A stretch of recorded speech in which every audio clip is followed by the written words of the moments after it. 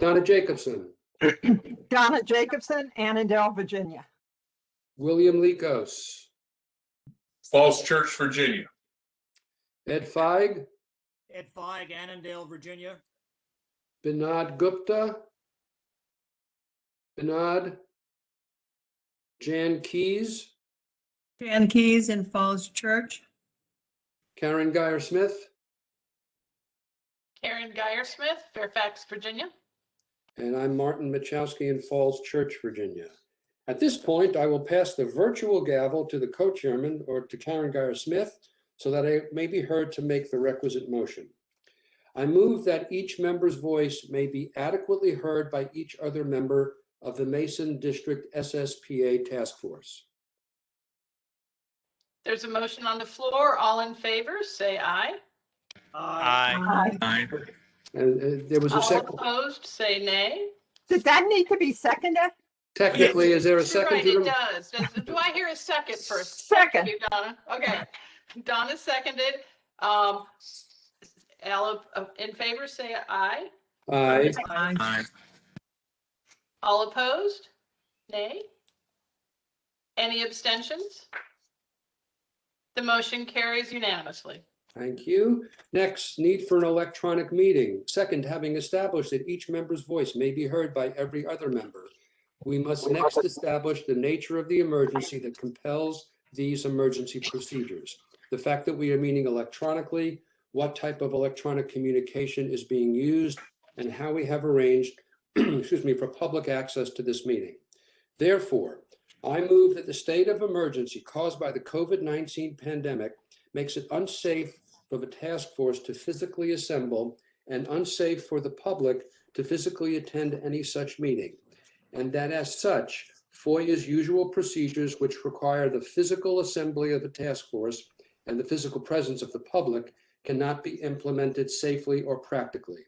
I further move that the task force may conduct this meeting electronically through a dedicated video and audio conferencing line, and that the public may access this meeting by registering through the meeting link on the Track A Plan Amendment page of the SSPA website at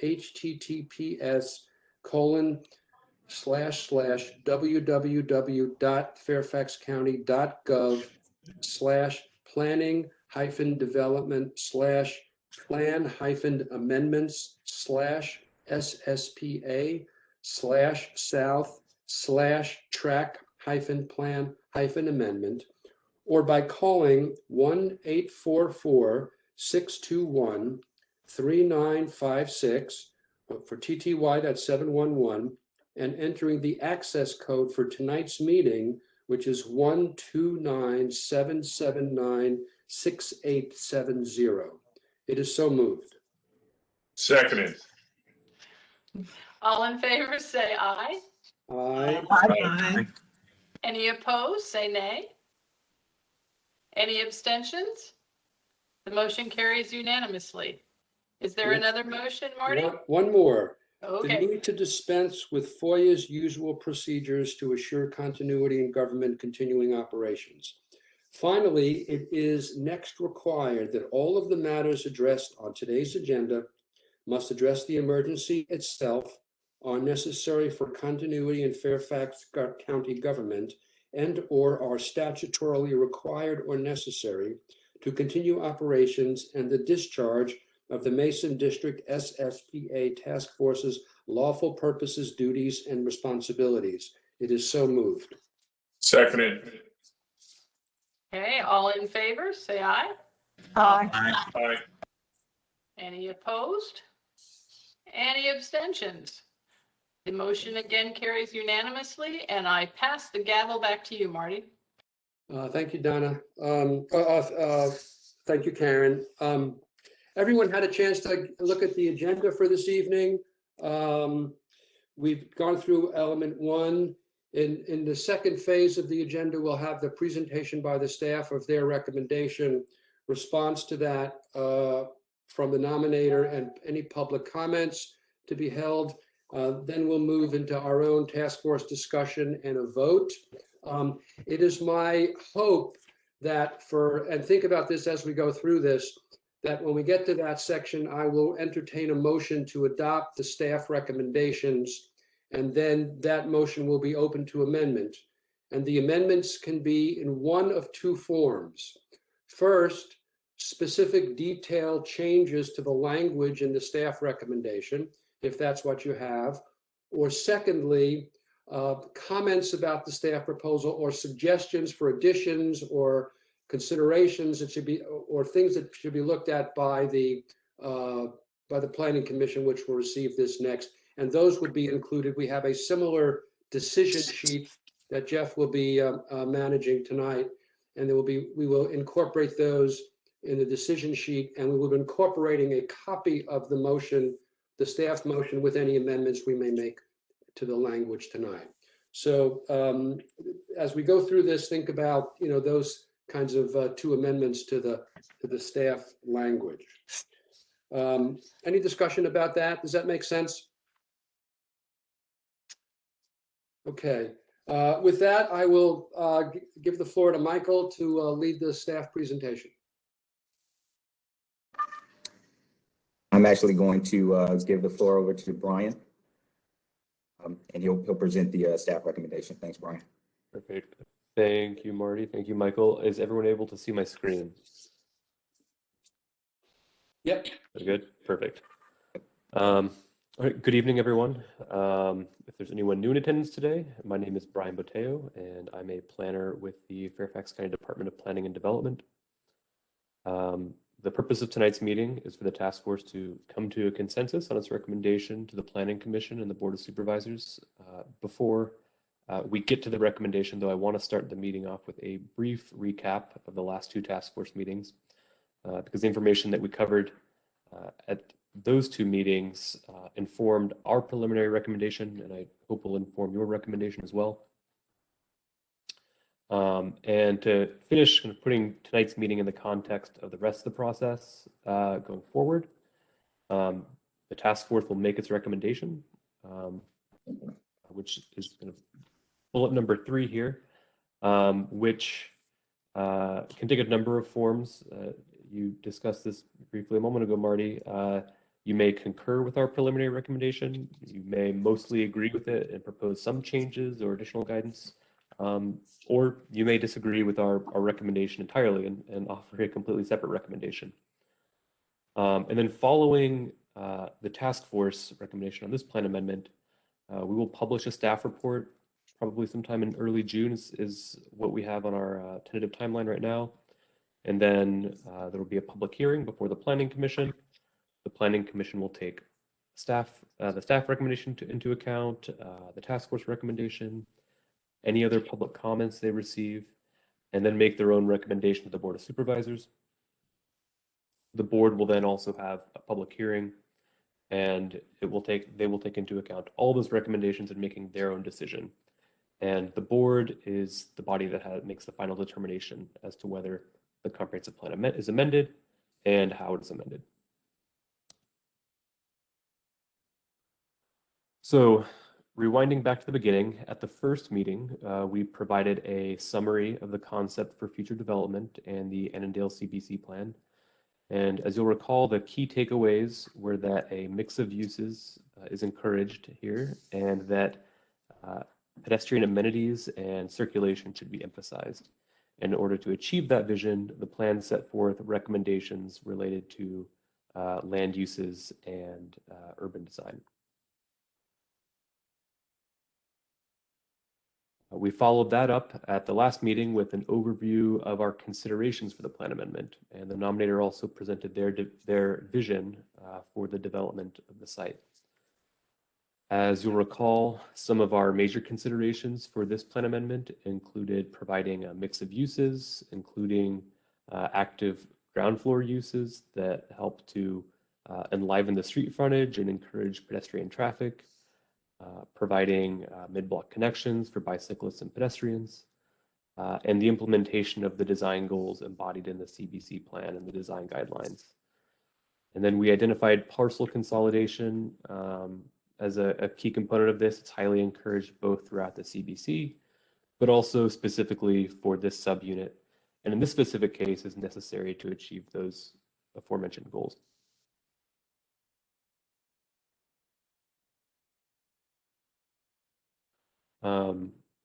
So Marty, as you mentioned, everyone should have received the preliminary staff recommendation by email yesterday. It's also been posted online.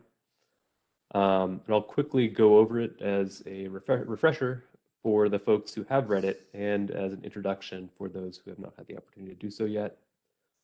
So in general, we were trying to find a path forward to continue this existing use and encourage the revitalization of Annandale, but in a way that is consistent with the existing vision for the CBC. And I think what we ultimately arrived at satisfies those considerations that I just reviewed with you all. So we are recommending an option for both parcels that states that mixed-use development that includes a self-storage facility may be appropriate with certain conditions. We did, as Michael noted in his email yesterday, we did not remove any text from the plan. Our recommendation is only in addition to the existing text in the comprehensive plan. So what are the additional considerations and conditions? Among those is that both parcels, both the existing public storage parcel and the neighboring gas station parcel, should be consolidated and redeveloped jointly. As we covered at the last meeting, consolidation is encouraged throughout the CBC, but also specifically in this subunit. And in this case, we simply don't think it's possible to achieve the plan recommendations for Annandale in terms of the pedestrian-oriented design and streetscape and site design, having active ground floor uses, and so on without any parcel consolidation. So it really is a prerequisite to accomplishing those other goals of the plan. And then the second condition is that the storage facility would require, at minimum, a different ground floor use, something that helps to activate, again, the street level. So this could be, we've left it relatively open to allow flexibility, but it could be retail or community serving uses or office.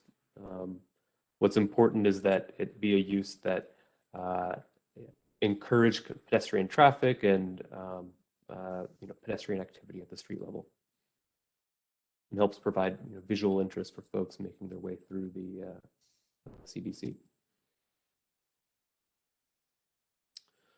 The third condition is that mid-block connections should be provided for pedestrians and bicyclists on both the northern and western sides of the development. We identified these portions of the property as being most beneficial for future connections, given the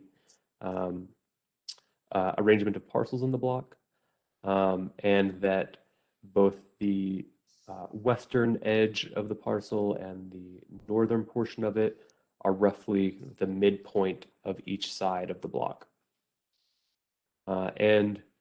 Additionally, we did not identify a great need for vehicular connectivity through the block, so we really wanted to stress the bicycle and pedestrian need.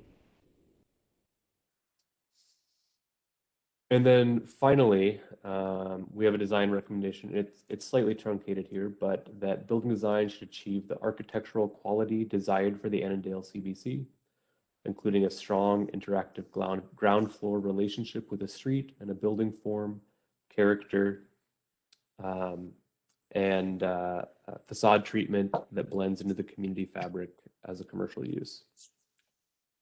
And this is in addition to the existing urban design guidance, both in the plan and the Volume 2 urban design guidelines for Annandale that we mentioned in the last two task force meetings, and really is intended to stress their importance here with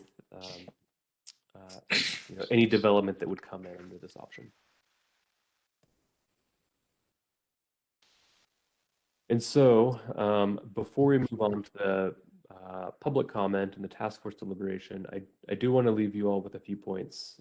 First, I want to stress that our recommendation is preliminary.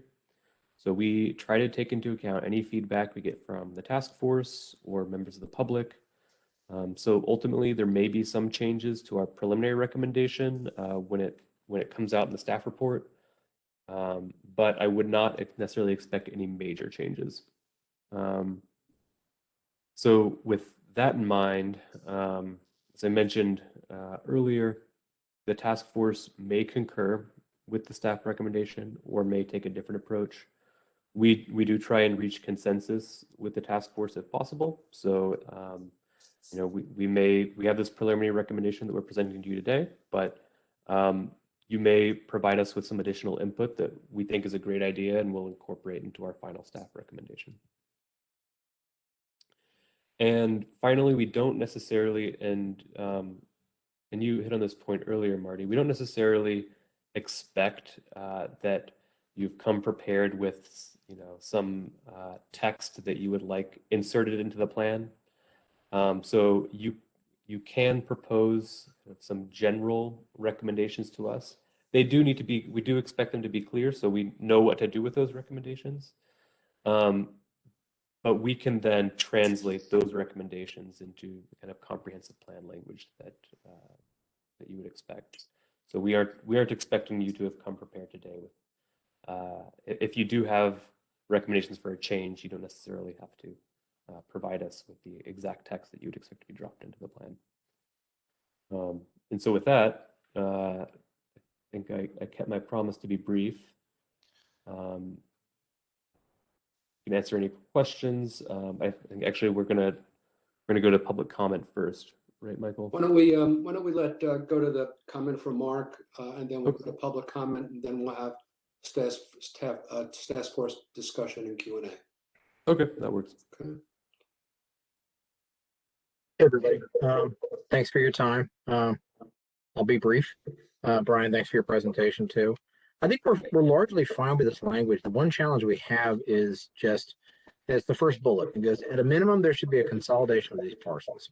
We are literally about an hour and 5 minutes away from the last call we just had with the property owner, who said, excited to see this thing move forward, has no plans on selling, gas station does well for him, and there's just no flat interest. So there's not a lack of effort on our part, you know, and we talked about the EIP and all the rest of it, you know, and that is just unfortunately kind of a hurdle by which we, you know, you got to get people to say yes. And if you don't, then this is the language is a challenge. And so we have a situation where we could, you know, do this and other pretty good faith efforts. At some point, you know, if Ravensworth is widened, that's going to present its own challenge to the gas station, you know, and then this opportunity will have been somewhat missed. There are ways, we talked about other ways that we could do interim conditions and stuff. We'd like to have the opportunity to continue to talk about that, but you know, we talked to the man directly a little more than an hour ago. You know, I know Brian and staff have talked to him as well, and everybody's got the same answer. So, you know, I don't think, you know, we're asking to be excused from it. We'll be asking to be held to some sort of standard, some sort of verifiable good faith efforts or something like that. You know, that's all I really have.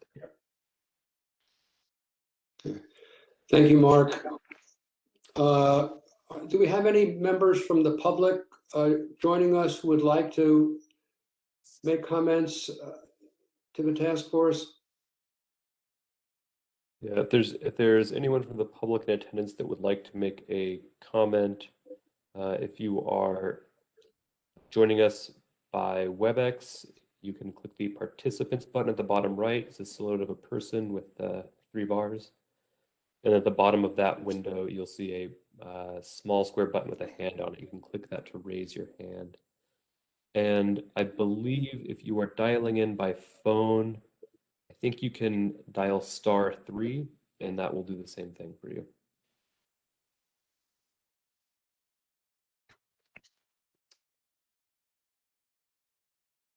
Again, if any members of the public? Graham, do we have someone? We have 3 members of the public, 2 calling by phone, and at the moment, no one has raised their hand. Okay, one more time, anybody from the public would like to comment to the task force, please let us know now.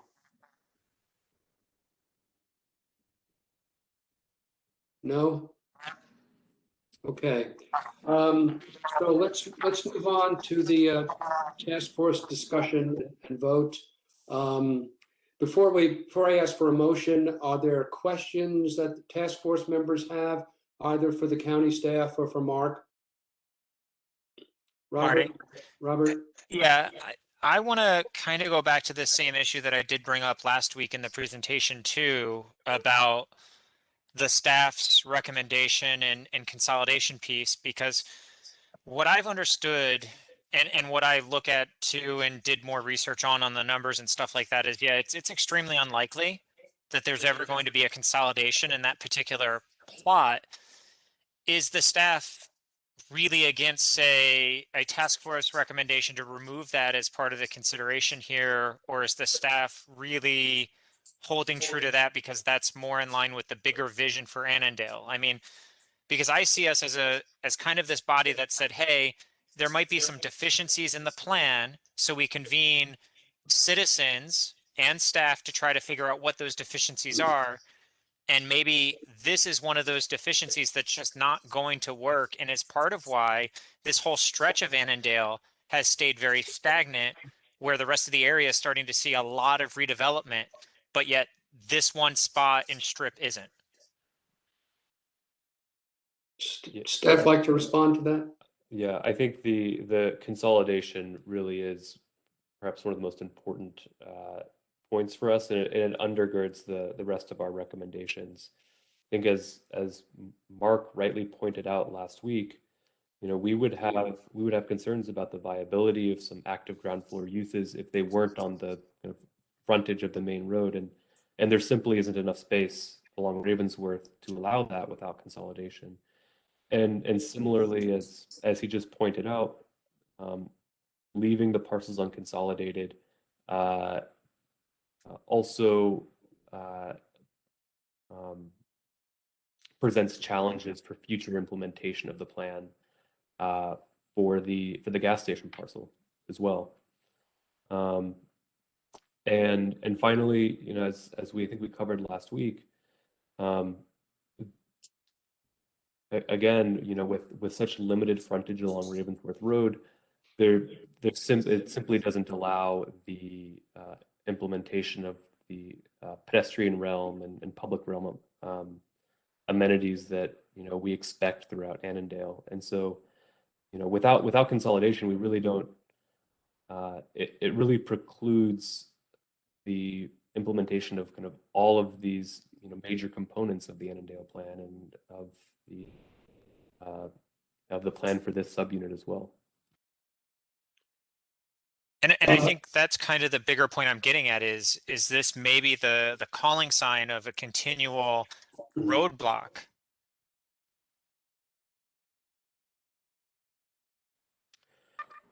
Hi, this is Clara Johnson from DPD. I also wanted to add the idea that it precludes the I don't know if it's tripling or quadrupling of intensity, doing this intense self-storage. That's the option we're talking about. Mm-hmm. And so I think for that to happen, these are the conditions for such a significant parcel in this block to redevelop in that way. Really, the other alternative for them is to, and even under the zoning ordinance, is to keep something relatively close to their current intensity, and they could redevelop under their current zoning and still have the self-storage use, but not in this mixed use, not with this higher intensity that would require probably a PRC zoning. Ed, you had a question? Well, it's more of a comment in that it seemed like when we started initially last fall, we had a few callers, or at least one, I remember, it might have been two, of the homeowners or office holders and that in the area that objected to a multi-story building, saying it's going to block their view, it's going to be an eyesore, that we're going to be staring into this multi-story storage. And I noticed last time no one had a question about that. There's nobody online right now. And I'm just curious, has that gone away as, you know, the developer, Mark, have you gone out and talked with the community to allay those fears? I just want to make sure the community's kind of heard that we don't at the 11th hour and move forward and get a hue and cry that there are folks who don't want to see this done. So has there been an outreach to the community to explain what's going to be happening? What is the potential? And I realize it's like a hand grenade.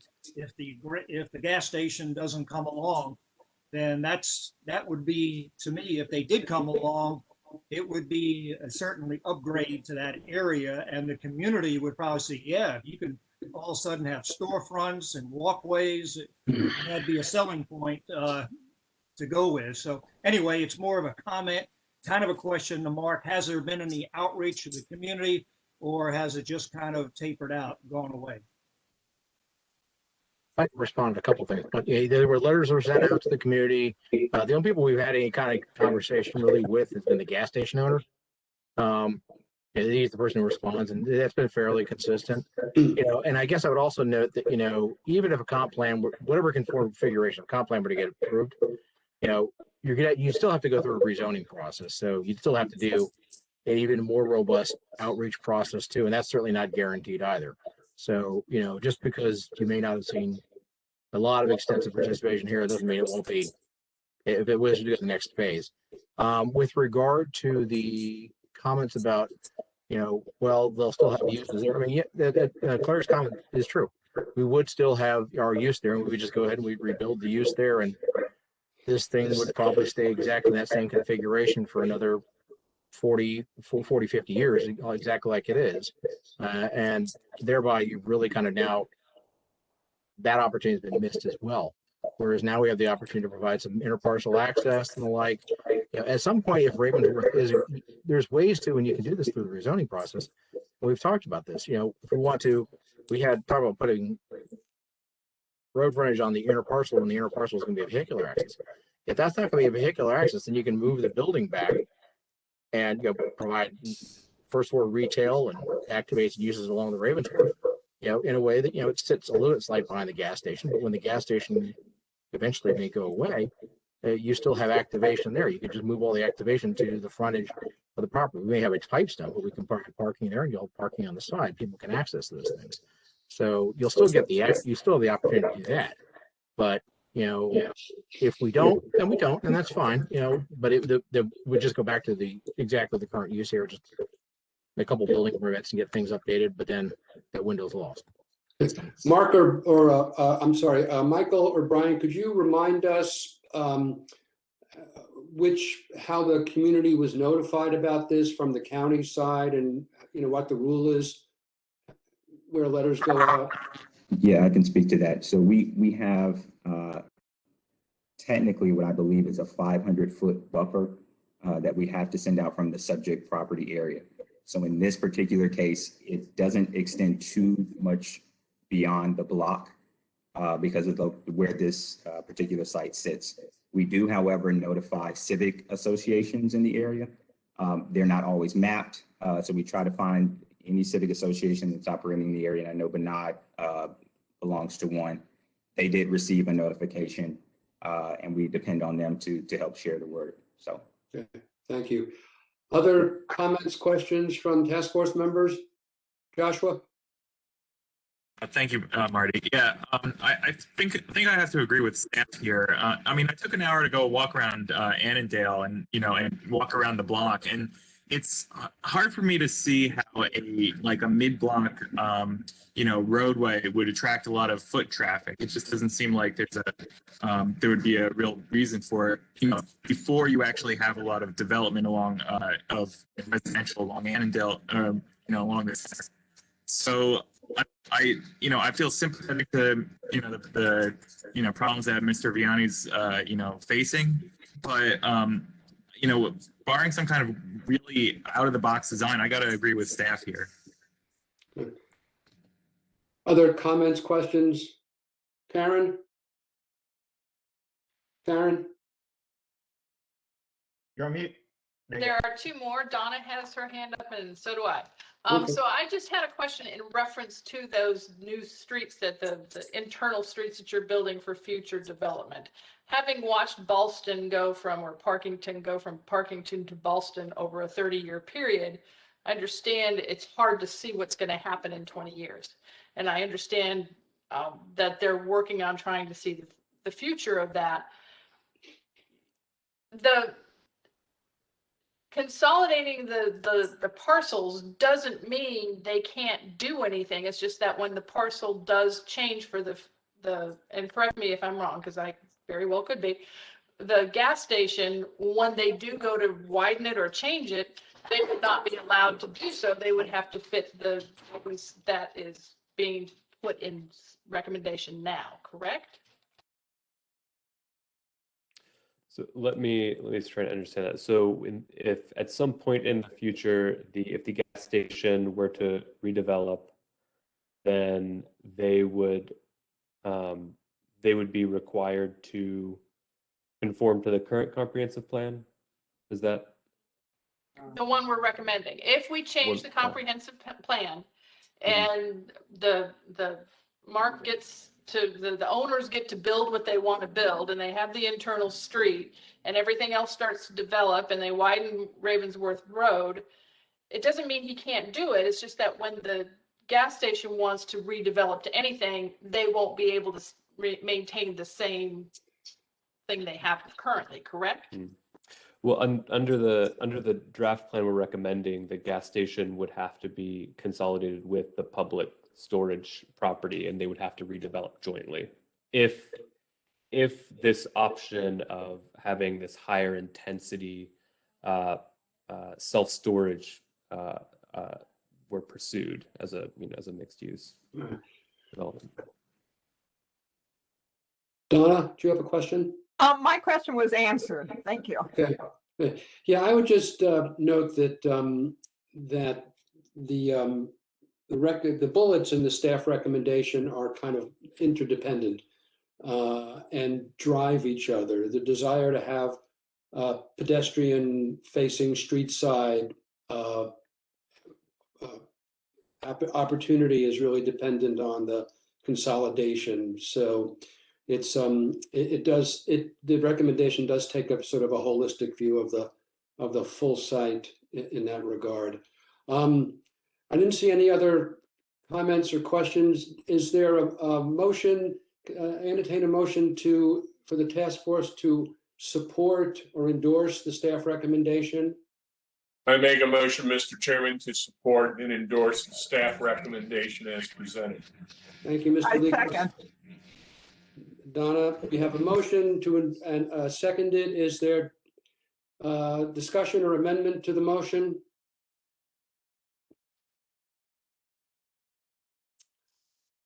No discussion, no amendment. And I move the question. The question is on the motion by Bill Likos to adopt the staff recommendation as presented. All those in favor say aye. Aye. I need to get, I'm sorry, I'm not gonna be able to, I need to take this one by one, please. Okay, let me do a roll call on that so you can copy that down, Jeff. Yes, please. So we'll do a roll call. We'll start from the top. Robert Chamberlain, Nay. Joshua Booth, Aye. Jeff Longo, Aye.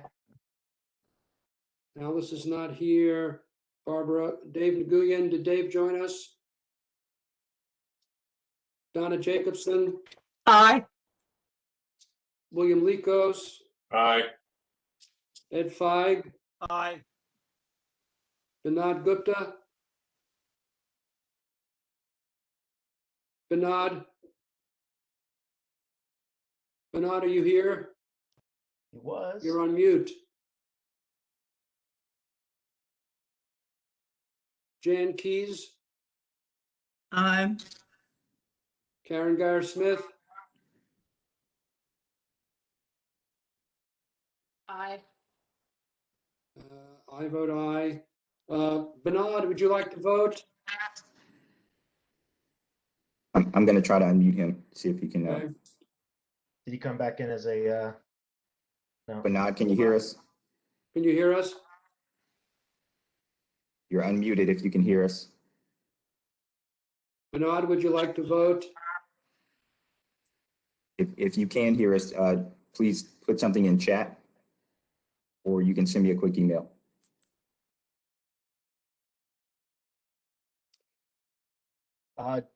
While we're waiting for Bernard, just as a technical thing, are the people that are not present abstaining, or are they just not present? Not present.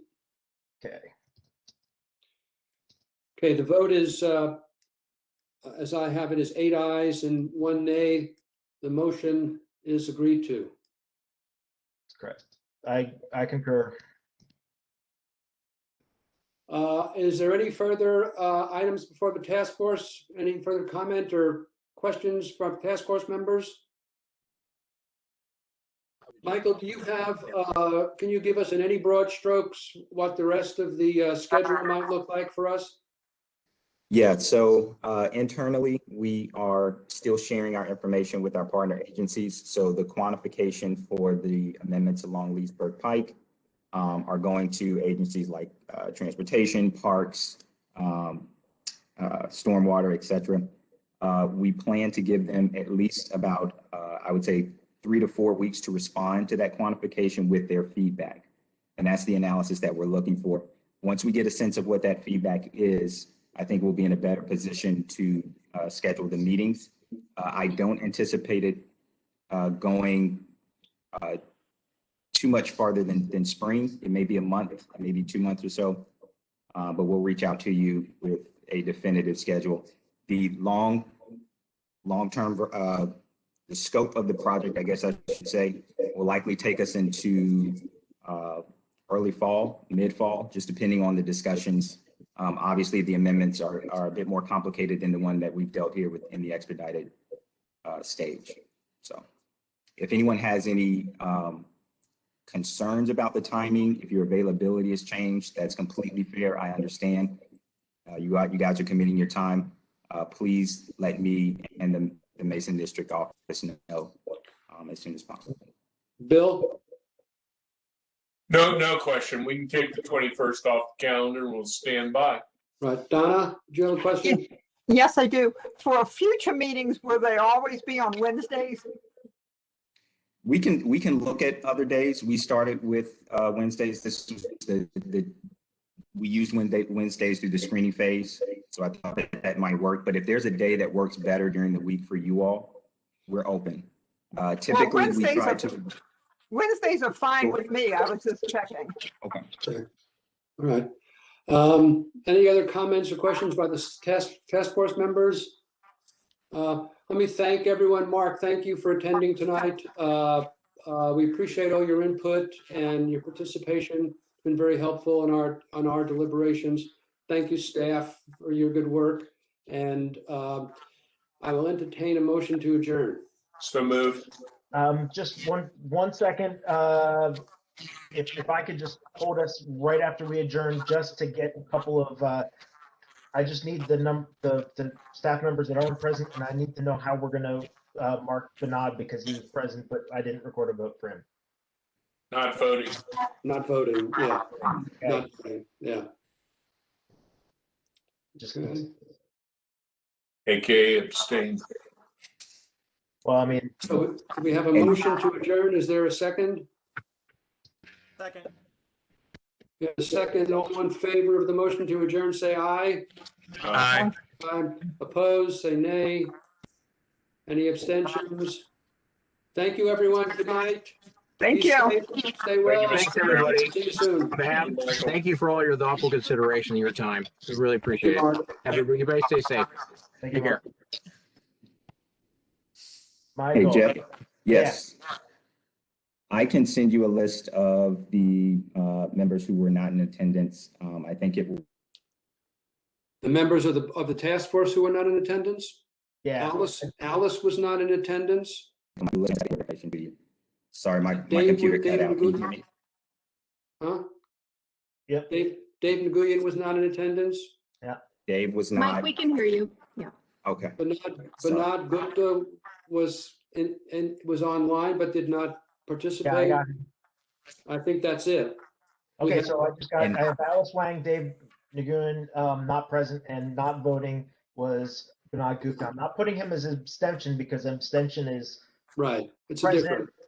Yeah, it's Yeah. different. So, And okay. there- I So got that it. should equal 12. Yeah, 1, 2, 3, 4. Yep, that's 12. Okay. Good night, everyone. Good night. Thank you. Thanks, Marty. Thank you. I'll send this over to you. Thanks, Jeff, for doing that. I appreciate it. Yeah, sorry, sorry to make sure I get all my details correct. We got you covered, man. Thank you. All right. Have a good night. You too.